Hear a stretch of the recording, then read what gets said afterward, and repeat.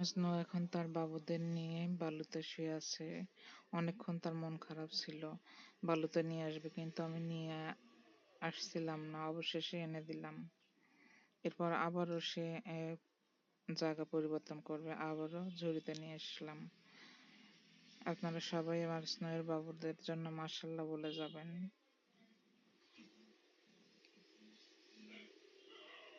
তারা যেন সুস্থ এবং ভালো থাকে, দোয়া করবেন।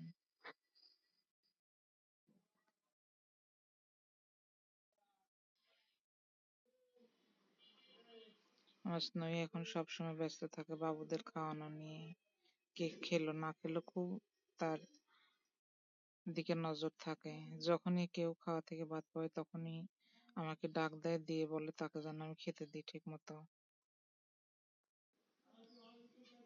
দেখতেই পাচ্ছেন বাচ্চারা মারামারি করছে খাবারের জন্য।